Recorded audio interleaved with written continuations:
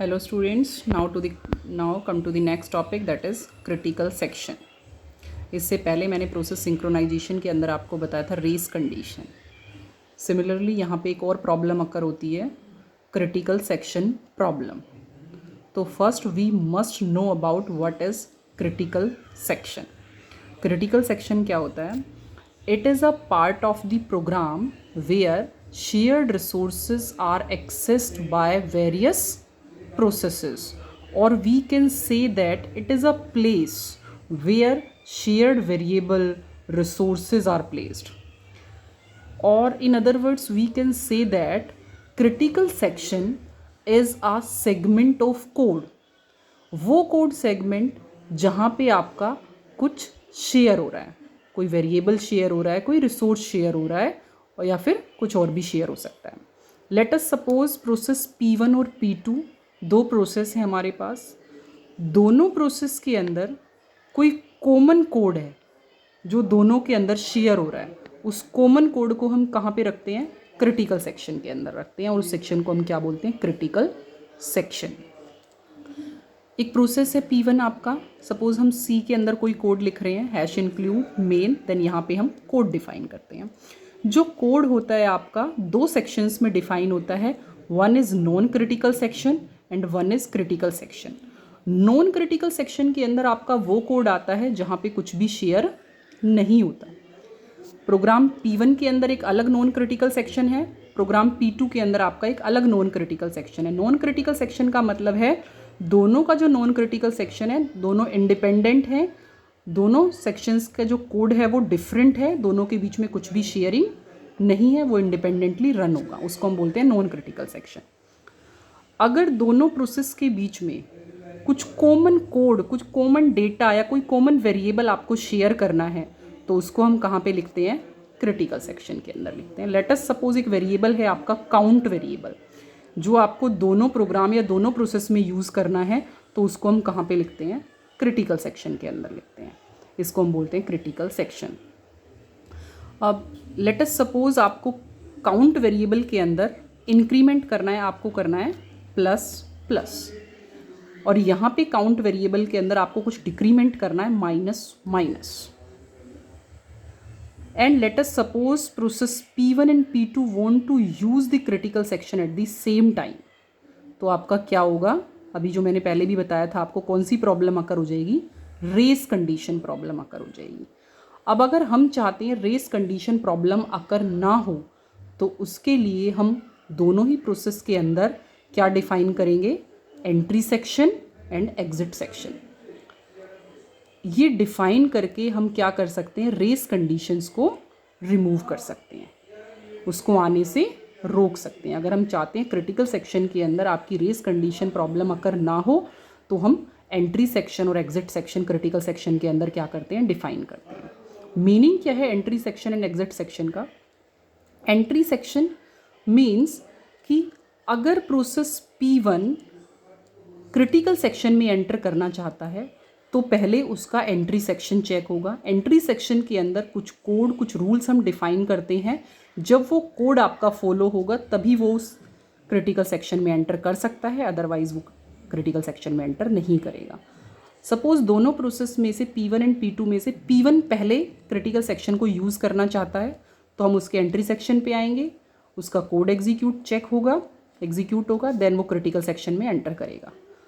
एक बार अगर P1 critical section में एंटर कर गया तो उसके एंट्री सेक्शन कोड में हम कुछ इस तरह का कोड डिफाइन कर देते हैं पहले ही कि P2 उसके अंदर एंटर नहीं कर सकता जब तक उसका एग्जिट सेक्शन एग्जीक्यूट नहीं होता. जैसे ही उसका एग्जिट सेक्शन एग्जीक्यूट हो जाएगा, इट मीन्स प्रोसेस P1 आपका कंप्लीट हो चुका है, then process P2 critical section को यूज़ कर सकता है. इस तरह से क्या होगा? दोनों प्रोसेस क्रिटिकल सेक्शन को यूज़ करेंगे, बट एक बार में एक ही प्रोसेस उस क्रिटिकल सेक्शन को यूज़ करेगा with the help of entry section. तो इससे हम क्या कर सकते हैं? रेस कंडीशन जो है वो आपकी रिमूव हो जाएगी. तो इसीलिए हम डिफाइन करते हैं entry section and exit section. अब नेक्स्ट है आपका, अगर आपकी क्रिटिकल सेक्शन प्रॉब्लम है तो उसके लिए कुछ सॉल्यूशंस डिफाइंड हैं. Basically 3 solutions for critical section. और we can say that these are the synchronization mechanism. अगर आपको दो डिफरेंट प्रोसेस के बीच में सिंक्रोनाइजेशन करनी है तो हम क्या करते हैं, इन मैकेनिज्म को फॉलो कराते हैं या इन सॉल्यूशंस को फॉलो कराते हैं। फर्स्ट है आपका म्यूचुअल एक्सक्लूजन। म्यूचुअल एक्सक्लूजन मैंने आपको डेडलॉक के अंदर भी एक्सप्लेन किया है, ठीक है, अभी मैं यहाँ दोबारा से आपको बता रही हूँ। Late us suppose process P1 and P2, दोनों के बीच में क्या है, कॉमन कोड है, शेयर्ड कोड है, तो इसीलिए उस कोड को हम कहाँ पे लिखेंगे, क्रिटिकल सेक्शन के अंदर। ये क्रिटिकल सेक्शन है, यहाँ पे कॉमन कोड है जिसको दोनों ही प्रोसेस यूज़ करेंगे। Let us suppose process P1 want to use this critical section, तो प्रोसेस P1 क्या है, एंटर कर जाएगा P1 के अंदर। अब जिस टाइम पे P1 क्रिटिकल सेक्शन में एंटर कर गया, P2 उस टाइम पे क्रिटिकल सेक्शन में नहीं आ सकता। जब तक P1 उसको यूज़ कर रहा है, P2 उसको यूज़ नहीं करेगा। इसको हम बोलते हैं म्यूचुअल एक्सक्लूजन, कि एक टाइम पे सिर्फ एक ही प्रोसेस उस कोड को, उस क्रिटिकल सेक्शन को यूज़ कर सकता है। अगर एक टाइम पे एक ही प्रोसेस यूज़ करेगा, जब उसका टास्क फिनिश हो जाएगा देन P2 उसको यूज़ करेगा, तो आपकी प्रॉब्लम अकर नहीं होगी। इसको हम बोलते हैं म्यूचुअल एक्सक्लूजन। नेक्स्ट होती है आपका, नेक्स्ट सोल्यूशन है प्रोग्रेस। प्रोग्रेस का क्या मीनिंग है, late us suppose process P1 and process P2 both use the same critical section. तो यहाँ पे जो कॉमन कोड है वो लिखा हुआ है, इस कॉमन कोड को हम क्या बोलेंगे, क्रिटिकल सेक्शन। अब process P1 again want to enter into the critical section. अब जिस टाइम पे प्रोसेस P1 एंटर करना चाहता है क्रिटिकल सेक्शन के अंदर, वो एंटर कर रहा है, बट अगर P2 उसको एंटर करने से रोक रहा है, P1 क्रिटिकल सेक्शन में एंटर करना चाह रहा है बट P2 उसको एंटर नहीं करने दे रहा। P2 को एंटर नहीं करना, बट वो P1 को भी एंटर करने से रोक रहा है। इट मीन्स प्रोग्रेस आपकी स्टॉप हो गई है। P2 को तो यूज़ नहीं करना है अभी क्रिटिकल सेक्शन, P1 को करना है, बट P1 जब करना चाहता है तो P2 उसको स्टॉप कर रहा है, उसको एग्जीक्यूट नहीं करने दे रहा है, तो उसकी प्रोग्रेस स्टॉप हो गई है, रुक गई है। तो इस टाइप की सिचुएशन को हमें आने से रोकना है। हम ऐसे कोड लिखेंगे कि आपकी प्रोग्रेस रुके ना, प्रोग्रेस होती रहे। जैसे होता है ना कॉमन लाइफ में भी, कि किसी को कोई काम कर रहा है, खुद वो काम करना नहीं, दूसरों को करने से रोक देना। अपनी प्रोग्रेस करनी नहीं, दूसरे की प्रोग्रेस को स्टॉप करना, उसको हम बोलते हैं प्रोग्रेस। तो हम इस टाइप का कोड डिफाइन करेंगे कि P1 जब एंटर करे तो P2 उसको इंटरफेयर ना करे, या फिर P2 अगर एंटर करना चाहता है और P2 को अभी यूज़ नहीं करना है, और P2 यूज़ करना चाहता है और P1 को यूज़ नहीं करना है, तो P2 उसको यूज़ करे, P1 उसके बीच में इंटरफेयर ना करे। तो प्रोग्रेस जो है वो आपकी होती रहनी चाहिए, स्टॉप नहीं होनी चाहिए। लास्ट सॉल्यूशन है आपका बाउंडेड वेट। बाउंडेड वेट का मतलब होता है, लेट अस सपोज अगेन हमारे पास दो प्रोसेस हैं, process P1 and process P2, दोनों के अंदर सेम कोड है, तो उसको हम कहाँ पे लिखेंगे, क्रिटिकल सेक्शन के अंदर।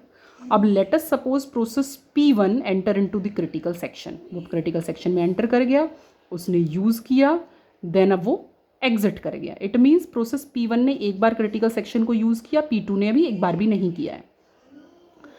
अब दोबारा से P1 फिर से क्रिटिकल सेक्शन में एंटर कर गया, फिर वो क्रिटिकल सेक्शन को यूज़ कर रहा है, अगेन वो क्रिटिकल सेक्शन से बाहर आया, तो P1 दो बार क्रिटिकल सेक्शन को यूज़ कर चुका है और P2 ने अभी एक बार भी क्रिटिकल सेक्शन को यूज़ नहीं किया।